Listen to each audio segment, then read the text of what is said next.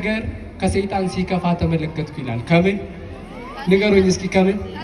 ያው ብዙ ጊዜ ለኃጢአታችን ምክንያት፣ ለመበደላችን ምክንያት፣ ለማጥፋታችን ምክንያት ሰይጣንን አይደለም ምክንያት የምናደርገው አይደል?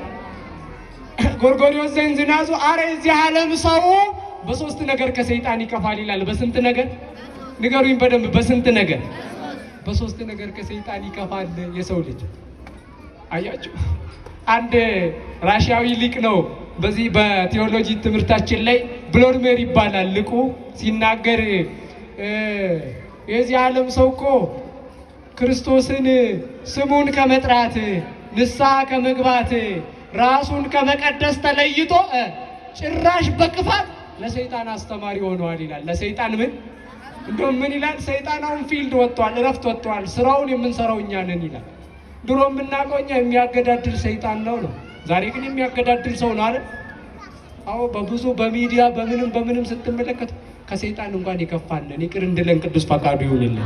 የመጀመሪያ ደረጃ ማርቆስ 5 ከ1 እስከ 10 የተጻፈውን ታሪክ ይጠቅስና ጎርጎርዮስ ዘእንዚናዙ በአንድ ሰው ላይ 1000 የሚሆኑ አጋንንት ሰፍሮ ይኖሩ ነበር ይላል። ስንት የሚሆኑ ንገሩኝ? ስንት የሚሆኑ?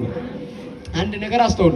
አጋንንት ይግባባሉ፣ ይፈቃቀራሉ፣ ይከባበራሉ። አጋንንት አልፈጠረባቸውም። ተመልከቱት።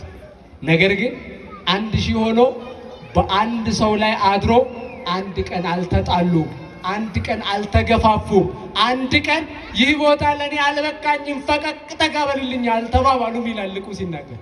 የሰው ልጅ ግን ይላል፣ ሰምታችሁኛል?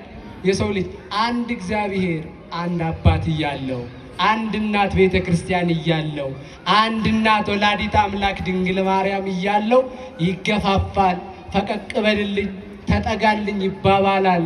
ስለዚህ የሰው ልጅ ከሰይጣን ከፍቷል ይላል። ከሰይጣን ምን ብሏል? ማርያምን እኮ ነው የምላችሁ። ይህንን እስካላረግን ድረስ እኮ አንድንም እኮ መንግስተ ሰማያትን እንኳን መውረስ አናያትም። እመኑኝ፣ ከባድ ነው አውቃለሁ፣ ከዚህ ለመለየት በጥቂት ጊዜ። ምክንያቱም ሙሉ ሀገራችን በዚህ ተይዞ፣ ዓለም እንኳን ሳይቀር በዚህ ተይዟል እኮ። ግን እውነተኛውና እውነተኛው የእግዚአብሔር ቃል ይህ ነው። ተከባብረን ተዋደን እስካልኖርን ድረስ እመኑኝ አማራጭ የለንም ነው የምላችሁ። ስለዚህ የሰው ልጅ ከሰይጣን ይከፋል ይላል። በዚህ ሰይጣን እንኳን ሺህ ሆኖ በአንድ ሰው ላይ አድሮ የማይጣላ ከሆነ እግዚአብሔር አባት እያለ፣ ምክንያቱም እግዚአብሔር ቸር ነው፣ ለሁሉም አባት ነው። ቤተ ክርስቲያን እኮ ሁሉንም የምትሰበስብ ናት። የምትገፋ ወገን የላትም። መዳን አያስፈልገውም፣ ንስሐ መግባት አያስፈልገውም፣ ቃለ እግዚአብሔር አያስፈልገውም የምትለው ወገን የላትም። ሰዎች እኮ ሊሉ ይችላሉ፣ ጊዜያዊ ሰዎች። ቤተ ክርስቲያን ግን እንዲህ የሚል አስተምሮ የላትም ቤተ ክርስቲያን። በክራይስት ቸርች ያልናት ክርስቶስ የመሰረታት የክርስቶስ ቤተ ክርስቲያን እቺ ብቻ ስለሆነች እቺ ቤተ ክርስቲያን እንዲህ አትልም። ስለዚህ ከቤተ ክርስቲያን ያልተማርነውን ከየት ያመጣን?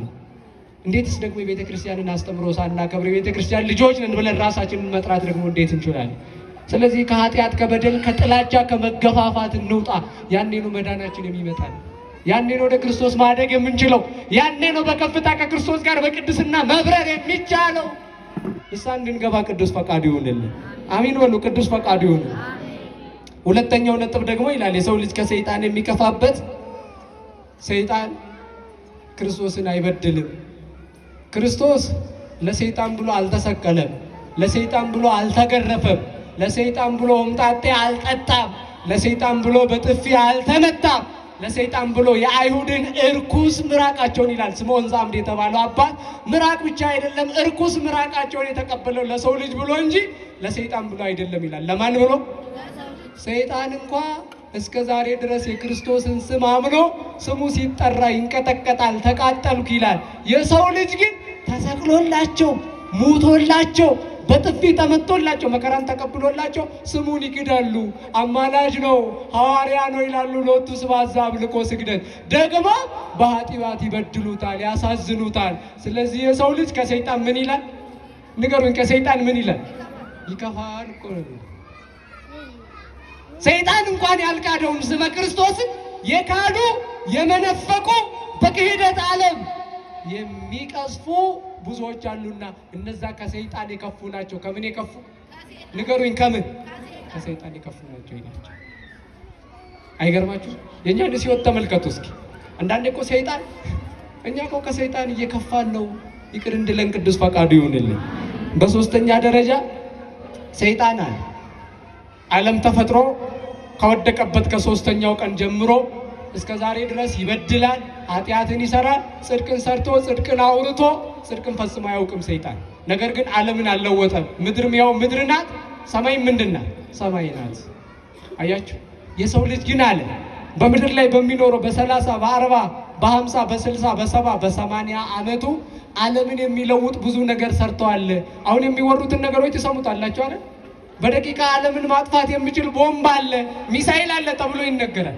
የሰው ልጅ በዚህ በጥቂት እድሜው ይህን ያህል ክፋት ከሰራ የሰይጣን እድሜ ቢሰጠውስ ባይሞትና ዘላለማዊ ቢሆንስ ምን አይነት ኃጢአትን ይሰራ ነበር? ስለዚህ የሰው ልጅ ከምን ይከፋል? ንገሩኝ፣ ከምን? ይገርም እኮ ነው ማለት። ስለዚህ ከዚህ እንቅልፍ ተነሱ ነው የሚለን ክርስቶስ። ከዚህ ንቁ ነው የሚለን ክርስቶስ። ምክንያቱም the fasting without repentance is empty. The prayer without repentance is only word ይላል ታላቁ ሊቅ ቅዱስ ዮሐንስ አፈወርቅ።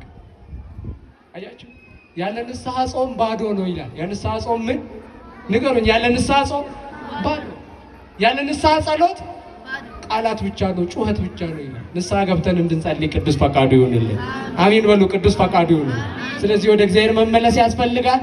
ንስሐ በመግባት የቅዱሳንን ጸሎት በመታመን ያዕቆብ ላይ ታነቡታላችሁ። በያዕቆብ መልእክት ምዕራፍ 1:26 ላይ የቅዱሳን ጸሎት እጅግ ኃይልን ታደርጋለች፣ እምነትን ከስራ ማስተባበር ጸጋ እግዚአብሔርን መጨመር እንደሚያድን ያን ይናገራልና የቅዱሳንን ጸሎት በመታመን ንስሐ በመግባት ቅዱስ ሥጋውንና ክቡር ደሙን በመቀበል ከኃጢአት እንቅልፍ መነሳት መንቃት ያስፈልጋል። አያስፈልግም? ንገሩኛ። ያስፈልጋል? አያስፈልግም? አንተ የምትተኛ ሆን ንገሩኛ። የምትተኛ ሆን አትከረፍቴ ማልተይ ደመቂ መንደረ ጭቡ ኬሰ ከረፍቴ ሰይጣን ጫላ አማቹ ዲሲቲ